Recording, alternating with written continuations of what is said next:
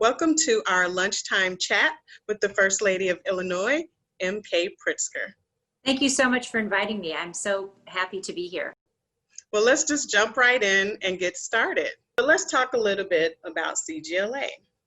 Okay. Cabrini Green Legal Aid was founded in 1973 to support the residents of the Cabrini Green community by providing legal services and social supports.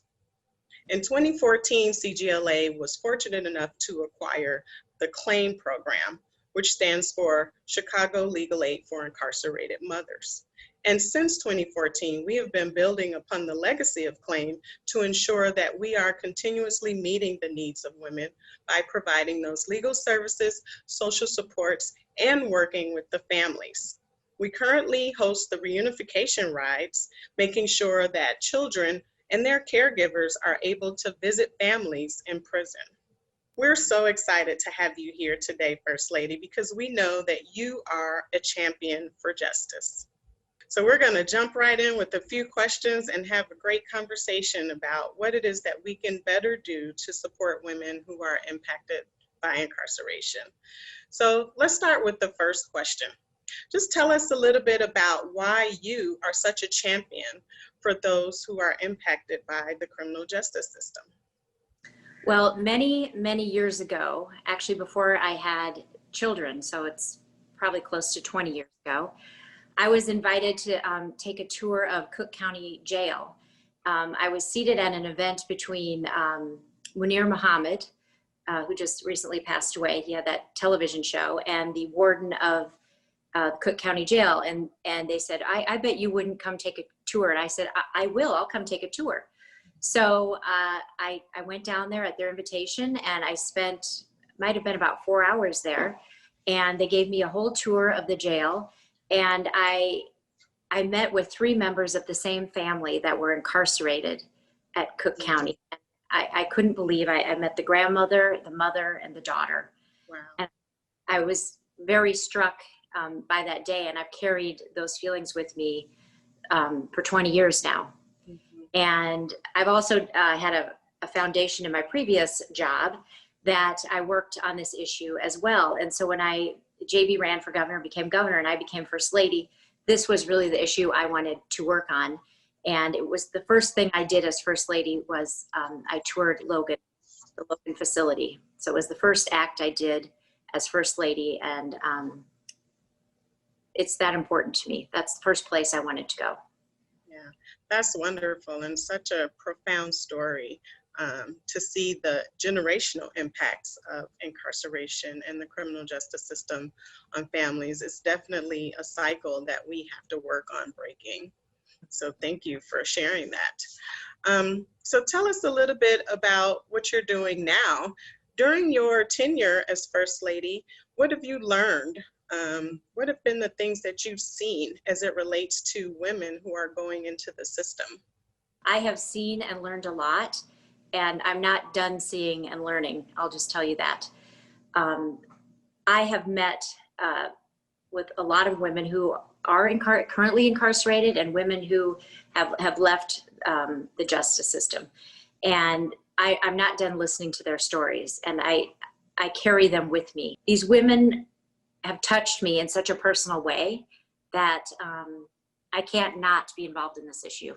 Mm-hmm. I've visited all the women's facilities in Illinois several times, and I've had several lunches with women. I visited Grace House several times. I had a holiday party at Grace House for the women there. These women have really gotten into my heart. I've also met with Susan Burton, who's a nationally known advocate for incarcerated women. She has absolutely changed my life, and I've been trying to help her expand her mission here in the state of Illinois and trying to bring her program into our state and look for ways that we can expand it even further than what she has done in California. But she is truly an amazing, amazing woman. And I would like to share with you her book. It's called Becoming Ms. Burton. I would encourage everyone to read it. It's an unbelievable story, but unfortunately not uncommon. And I would just say that she's really somebody worth getting to know if you have the opportunity to meet her. I have learned about Miss Burton, and she certainly is a tremendous person, and just has a way of shaping this issue in a way that we can all understand, and it moves us towards action. And I know that she's been here several times in Illinois as a champion for the issues that we here are working on locally. So that's been great.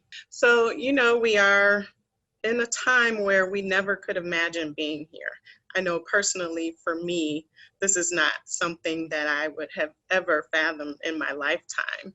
And so COVID has drastically changed how incarcerated mothers and their families are able to interact with one another. What would you say are the specific considerations we must make for children who lose their mothers to the carceral system? Well, I think we really need to focus on the children. Incarcerating a woman is incarcerating the entire family. Yes. And let me just back up for a second. And I think the best thing that we can do for incarcerated women is to come up with other avenues to not incarcerate them. Absolutely, First Lady. And some of the work at CGLA around policy is directly related to addressing the issues of children of the incarcerated. Currently, we are in partnership with Representative Ramirez to lead the Children of the Incarcerated Task Force, which has the goal of creating effective recommendations and solutions that we will eventually be able to share with our stakeholders to ensure that they are responsible and holding accountability for those solutions to ensure that we are reducing those traumas and the impact on children, whose parents have been incarcerated. So I think that's such a viable point. When parents are incarcerated, children are left behind, and oftentimes they are wondering why, and no one is really addressing the impacts that these situations are having on them. Them being away from their mothers, them not being able to see their mothers, and those are children who know.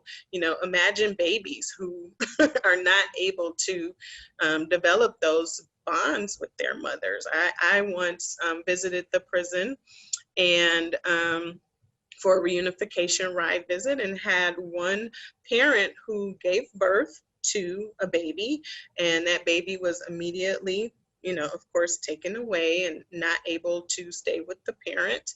And the first time that the woman was able to see her child walk, the baby was 2. So 2 years without contact with your baby is such a tremendous impact, and such a sad situation. Like you said earlier, we are all women. We have the same needs. We have the same wants and desires for our children. And it's just very important that we prevent situations like that. That should be our goal. We don't want to disconnect families.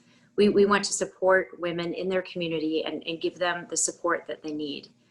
So that they don't become incarcerated. Yes, no entry is definitely,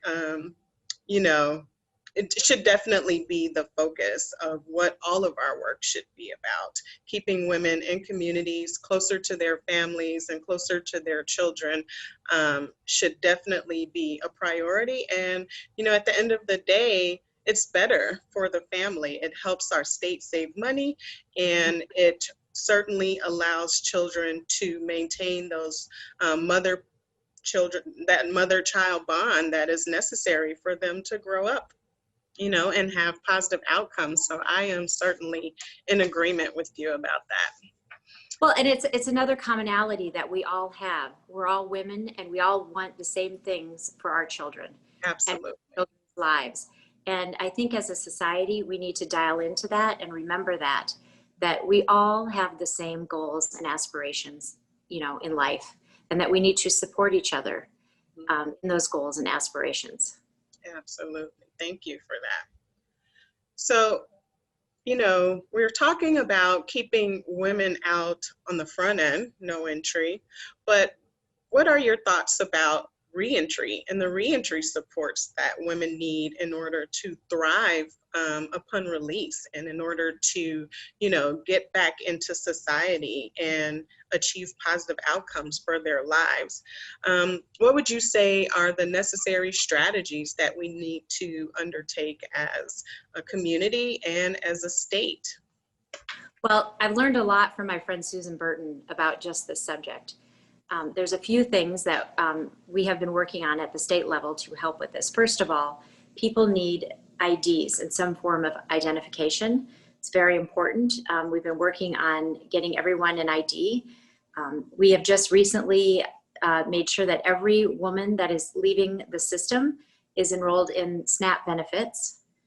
So that before they get released. Supportive housing, I cannot talk more about the importance of this. And this is where we've been working with Susan Burton to try to find ways to bring more supportive housing to communities. And as you know, there's a big problem because families are separated by geographical distance. Yes. And we need to have housing all across the state and in Cook County to support so people can be close to their families. Mm-hmm. Absolutely. Housing is one of the primary issues that we know definitely impacts the families that we work with. When we've done surveys about the significant issues that our clients are facing, housing is typically number one on the list next to employment. Yes. Housing instability certainly will not allow one to move towards a positive trajectory, particularly when they need so many supports coming out of the criminal justice system, out of incarceration. So I definitely agree with you here. And together, we can continue to advocate for more effective supportive housing for women. I'd just like to point out as well, there's a wonderful gal here in Illinois called Bethany Little, who lives in Chandler. And I've had the great fortune of meeting with her and working with her. And she has two houses that offer supportive housing for women. And she is a dynamo. So if you haven't met her, you should definitely meet her. She's great. I did meet her briefly, and she certainly is a dynamic person and cares so deeply about these issues. And I appreciate the fact that she identified a need and took action to do something about it. So yes, shout out to Bethany. Big shout out to Bethany. Yes. Great. So, talk a little bit about some of the other things that the state is doing, or, some of the other initiatives that the state would be undertaking at this time to support women and children, particularly as it relates to the response in regard to the pandemic. Well, as you know, it's very tough with the pandemic. The pandemic caused more separation between people who are incarcerated and their families because you cannot get into the facilities now. Yes. So this is, a big concern and very unfortunate situation. So there's a lot of video conferencing like what we're doing now. I have to say, I think the state has done a very good job controlling the COVID in Logan. I've heard they only had 1 or 2 cases, so my hat off to them. But it is a problem with the children and the families and what we can do to support them. But we've also always have our ears open, and we're always listening to the needs and open to ideas. If there's anything else that we need to be doing or somebody has a great idea, we'd love to hear it, because this is a very challenging time. Yeah. Absolutely. At CGLA, we're working really hard to reduce some of those barriers to family connection, particularly because they can't see each other physically right now. And for us, the reunification rides have been halted because we're not allowed to go into the prisons. And so we know that they've put some remedies in place around technology so that families can connect the same way in which we are connecting today. But oftentimes there's a financial burden to the families too, as it relates to being able to talk to their loved ones. So is there anything that you can share with us that might be supporting families in that way? With technology? Yes, with technology and or reducing the financial burden.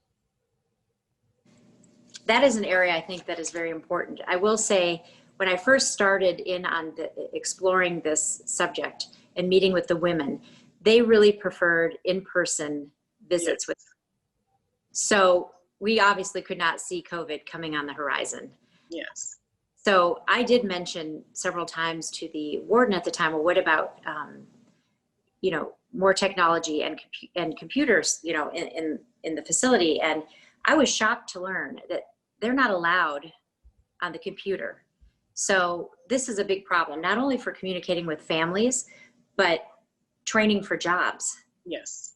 And these two things could come at an intersection where I think the state needs to make an investment in this, into making programs in the facilities that train women on computers that would also serve that they could communicate with their families, increase communications with families, and help create job skills for when they're released. It's very important. Absolutely. I totally agree with you. We are working to figure out what are some technology solutions that we might be able to employ here, where maybe a family can come to our site and, connect with the technology that we have to the prison in order for them to have that visit, and also reduce the financial burden. But I certainly agree. It's such a disheartening situation to not be able to connect with your loved ones. And we are, 10 months in. How many months is this? Yeah. The state needs to be, nimble, right? They need to be able to change, to fit the circumstance. I do know that the governor and the mayor are both committed and working toward providing internet access to everyone in the state, in rural communities as well as urban communities, that everybody should have access to the internet. Yes, that is tremendous, because it is such a barrier when families don't have access to technology. And for a social service organization such as CGLA, we can put as many technology solutions in place, but if families don't have access, it is such a burden. So I'm glad that the state is working towards that. Thank you for sharing that. So we're going to be closing out very shortly here, but there are just a couple of more things I'd like to learn about and understand in relation to your work with women and those who are impacted by the criminal justice system. What would you say are some of the essential elements of a comprehensive community response, and what are some things that you are doing to look at this issue more holistically? Okay, well, I will say, my first year in Springfield, I was invited to address the Senate Women's Caucus. It's a caucus made of all the state senators, women, Republicans and Democrats, where I addressed them about this issue. And I feel it's really my job and my calling to be the little bug in their ear, always reminding them about the incarcerated women and what we can do together to champion the rights of incarcerated women and help our communities. And I have to say, I've had a tremendous response. There are some really terrific women on both sides of the aisle, and they all are behind women of our community. They've been just absolutely wonderful. That's amazing, First Lady. And, I like that you said on both sides of the aisle, because that's certainly what it will take to remedy these issues that our communities and our families are facing. Those are our families, our communities. And once we start to look at it from that lens, we can definitely work together to make positive change. So I'm glad that, decision makers on both sides are getting engaged and involved in this topic. CGLA, oh, go ahead. So the other thing that we've spent a little time working on is we've noticed there's a real disconnect between Cook County and the state. And the juvenile center. There's Judge Tim Evans has done an incredible job. Sheriff Tom Dart does some interesting and incredible things that he's believed in. And it seems that the state was disconnected. So I've really tried to bring all the branches together and meet. And let's build on the good work that's been done, and continue the good work through the state. And not start over again when people land in the state system. Let's build on what the services that they've experienced in those other facilities and not waste it. Let's keep building, and let's invest in people. Let's continue the investment in people. Yes. So I've worked hard. I've had several meetings trying to bring all the branches of government together on this common issue, because you'd be surprised there was not a lot of talking amongst the community. Yes. Well, that's certainly a lesson to learn. Let's invest in people and let's invest in communities. And when we think about it in that way, we can certainly build upon the viable solutions that have been in place. There's no need to, start from the beginning and reinvent the wheel. There's work that has been done, and we should celebrate that and build upon that. I appreciate you for saying that. Build strong communities. I mean, we can do this. We all work together. Yes, absolutely. Well, let's close out by just having you give us a few words about ways that people can support these efforts and get involved, or what wisdom nuggets would you leave us with in terms of really thinking about how to bring solutions and support women who are impacted by the criminal justice system? Well, I think the best thing everyone can do, and the most important thing everyone can do, is we need to listen to each other. Yes. And learn from each other. Especially for me, I need to listen. And that is the only way we're going to learn how to make our communities stronger. I would also say I think everyone should support CGLA. That's a really great thing to do. So I encourage you to support your wonderful organization. And I'm going to continue on my tour of listening and learning, and learning so much from all these wonderful women across our state. So that's what I'm going to do. Well, thank you so much for leaving us with that closing statement. And we certainly appreciate you for being a champion on these issues, and for being a convener and a facilitator of important discussions, and for being an advocate for positive solutions. I think those are some of the key elements that we need to keep these conversations going and to move beyond that into action. So we want to tip our hats to you and definitely show you our appreciation for all the work that you've done. Well, thank you. It's been a joy, Esther. Thank you. Thank you. Thank you so much for joining us today. Great. Thank you. All right. Take care. You too. Take care.